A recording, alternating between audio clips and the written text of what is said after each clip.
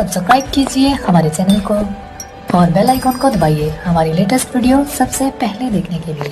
संबंधित अपने तमाम पत्रकार साथियों से आग्रह करूंगा, यदि कोई ऐसा प्रश्न है तो हमारे बीच में, क्योंकि ये दलितों से जुड़ा हुआ मसला है, गरीबों से जुड़ा हुआ मसला है, जो परिवारों के घर तोड़े गए हैं, इसीलिए दिल्ली प्रदेश कांग्रेस कमेटी महामहिम आदरणीय उपराज्यपाल महोदय से भी इनका विषय उनसे चर्चा करने के लिए, इनके साथ न्याय, इनके जो मुआवजा या इनके पुनर्वास को लेकर के दिल्ली प्रदेश कांग्रेस कमेटी का डेलीगेशन दिल्ली के उपराज्यपाल महामहिम के साथ भी हम मुलाकात करेंगे।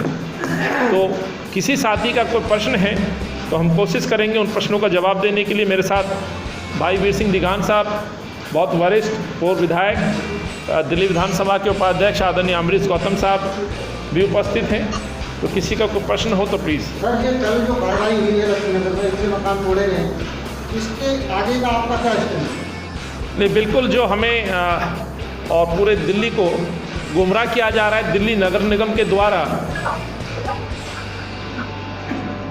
कि कोर्ट के आदेश अनुसार ये कदम उठाए जा रहे हैं। हो सकता है कोर्ट के आदेश के द्वारा ये कदम उठाए जा रहे हों, और मैंने शुरुआत में ही कहा था कि हम कोर्ट का सम्मान करते हैं, हर फैसले का सम्मान करते हैं, लेकिन सवाल ये है कि जो सरकारें दिल्ली में बैठी हुई हैं, ये उनकी जिम्मेवारी बनती थी कि इन गरीबों के मकानों की वो रक्षा करें। जब हिंदुस्तान के अंदर दिल्ली में ये प्रोविज़न है, इन गरीबों के मकानों को तोड़ने से बचाने के लिए कानून है, तो इन गरीबों की बात कोर्ट के समक्ष क्यों सरकारों ने नहीं रखी? क्या भाजपा शासित नगर निगम ये बात वहाँ नहीं कह सकता था कि स्लम के अंदर प्रोविज़न है इनको पुनर्वास करने का?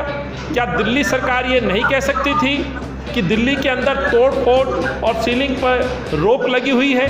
क्या केजरीवाल साहब ये नहीं बता सकते थे कि इनके मकान तोड़े जाएंगे, इनको हटना है? तो नेहरू कैंप की तरह क्या इन लोगों को भी विश्वास में नहीं लिया जा सकता था?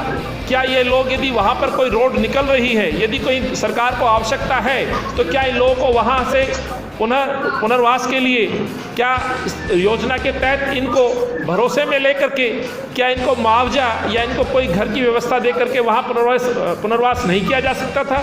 ये तमाम बातें हैं साथियों जो इस पूरे प्रकरण में जहाँ कमियाँ दिखाई देती हैं, तो जिसमें ना तो वहाँ के स्थानीय विधायक का कोई भूमिका रही, ना नगर निगम में बैठे हुए उनके चुने हुए प्रतिनिधियों की कोई भूमिका रही, ना केजरीवाल जी के वादे अनुसार कि जहां झुग्गी वही मकान देने का जो वादा था वो वादे का क्या हुआ। भाजपा ने भी अपने मैनिफेस्टो में कहा था कि जहां झुग्गी वही मकान, तो ये झुग्गी है, कॉलोनी क्या है ये बताएं। यदि कॉलोनी है तो उसमें भी व्यवस्था है कि अनऑथराइज कॉलोनियों को नहीं तोड़ा जाएगा, और ये कांग्रेस ने अपनी सरकार में रहते हुए व्यवस्था करके दी थी। दिल्ली के अंदर कांग्रेस की सरकार थी, राहुल जी और सोनिया जी ने अपने हाथ से अनऑथराइज कॉलोनियों को सर्टिफिकेट बांटे, पुनर्वास कॉलोनियों को बसाने का काम आज जितने भी जे कैंप्स हैं, जैसे जयकिशन जी ने बताया, वो तमाम कांग्रेस की देन है। और ऐसा नहीं है, चंद महीनों पहले ही NH-24 की सड़क को जब बढ़ाने का काम किया गया तो लोगों को विश्वास में रखा गया और उनका पुनर्वास किया गया। तो इस केस में ऐसी क्यों लापरवाही सरकारों ने बरती?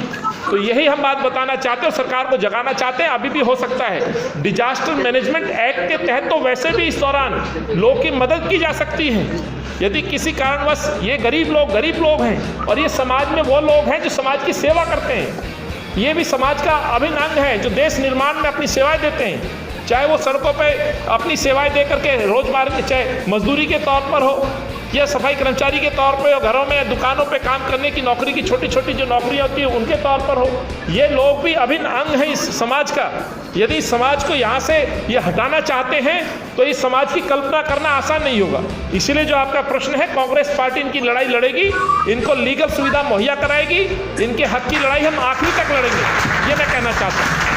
जैसे कि कल हम बिल्कुल मौके पर थे, वहाँ राज्यपाल गौतम जी आए हुए थे, दिल्ली प्रदेश के मंत्री हैं, तो उनसे हमने सवाल किया कि सर कोरोना काल में जहाँ कुछ लोग पॉजिटिव भी हैं और जो रोड पर बैठे हुए हैं, यहाँ पर ग्रस्त बहुत सारे लोग हैं, तो मैंने एक सवाल किया सर, तो इनके लिए क्या आगे की कार्रवाई करेंगे? तो उन्होंने जवाब दिया कि अभी हम एग्जामिनेशन करेंगे, उसके बाद इसके ऊपर आपका क्या रहेगा? ये बहुत ही अमानवीय डिसीजन है, और जिस मंत्री को दिल्ली के लोगों की स्थिति के बारे में ही ना पता हो तो उससे आप क्या उम्मीद रख सकते हैं? अभी तक राजेंद्र पाल गौतम जी को यही नहीं मालूम कि वहाँ पर उनके मकान तोड़े जा चुके हैं, वो कह रहे कि अवलोकन करेंगे। ये केस कोई एक दिन का नहीं है। जो जानकारियाँ मिली, काफ़ी समय से लोग इन लोगों से चर्चा कर रहे थे, इनके नेताओं से मुलाकात कर रहे थे। जब इनको वोट की आवश्यकता थी तो चुनाव के दौरान ये मसला उनकी नज़रों में था। वहाँ जो प्रतिनिधि इनके चुनाव लड़े उनकी जानकारी में था कि इस बस्ती के ऊपर संकट की जो है तलवार लटकी हुई है। पर ये चुनाव जीतने के बाद अपने घरों में छुप गए, मकान ध्वस्त कर दिए गए और आज आकर के कहते हैं कि हम समीक्षा करेंगे। समीक्षा किस बात की? कानून तो है, व्यवस्था तो है कि जो गरीब आदमियों का मकान तोड़े जाएंगे तो कानून के तहत उनको मुआवजा मिलेगा। तो इनका मुआवजा कब देंगी सरकार? अब तक सिर्फ बातें हो रही हैं और देश के और दिल्ली के लोगों पर अन्याय किया जा रहा है। हम यही कहना चाहते हैं।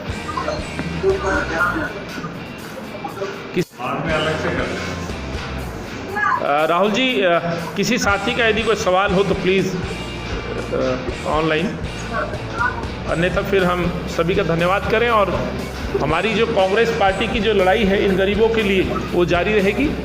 आदरणीय वीर सिंह दिघान साहब अपने आधे मिनट के संक्षिप्त बयान में कुछ कहना चाहते हैं इससे संबंधित, और उसके बाद इस प्रेस वार्ता को हम समाप्त करेंगे और पूनम बेनीवाल जी का भी हम धन्यवाद करेंगे, आभार व्यक्त करेंगे। धन्यवाद अध्यक्ष जी, आपने मुझे समय दिया।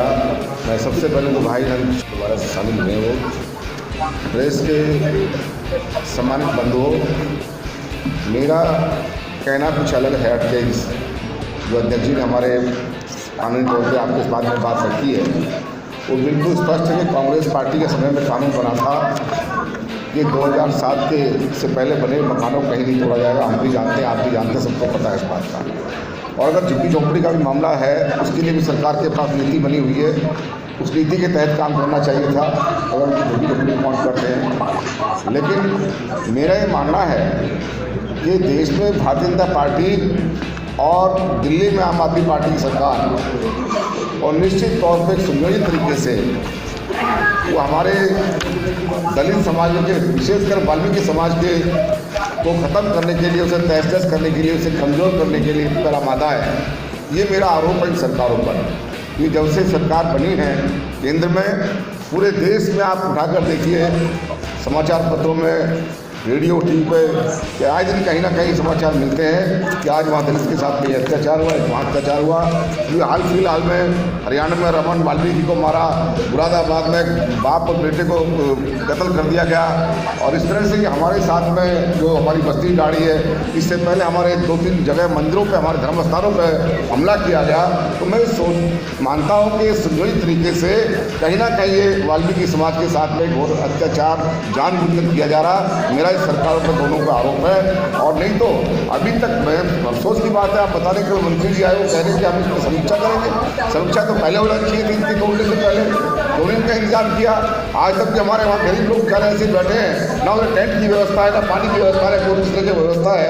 मेरा अध्यक्ष जी आपके सानिध्य में यह मैं मांग करता हूँ सरकारों से कि हमारे साथियों को पूरा मुआवजा दिया जाए, इनका पुनर्वास किया जाए और लीगल तरीके पर जो भी इनकी व्यवस्था होती है वो की जाए, न तो हम इसके बहुत तगड़ा विरोध करेंगे।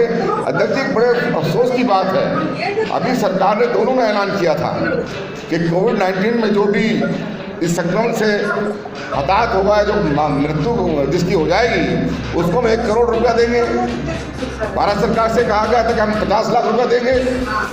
मैं कहने में बिल्कुल संकोच नहीं करता कि दूसरे लोगों के पास में मैं उनका विरोधी नहीं हूँ, मिलना चाहिए उनको जिन्होंने काम किया है, जो हेल्थ में काम करते हैं, चाहे वो हमारे पुलिस कर्मचारी हैं, चाहे जो भी हैं, उनका विरोधी नहीं हूँ मैं, मिलना चाहिए उनको। लेकिन जो ऐलान किया था कि हम सफाई कर्मचारी को भी देंगे, आज तक ये हिस्ट्री है कि जब से हमारे कई लोग, हमारे 10-15 आदमी हमारे हाथों के इसमें चले गए जान से, लेकिन उनको एक को भी जो है पैसा आज तक नहीं दिया गया। तो कहीं ना कहीं हमारे खिलाफ जो ये साजिश चल रही है, हम इस साजिश के खिलाफ जोर से शोर से हम लड़ेंगे।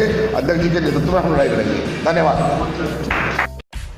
सब्सक्राइब कीजिए हमारे चैनल को और बेल आइकॉन को दबाइए हमारी लेटेस्ट वीडियो सबसे पहले देखने के लिए।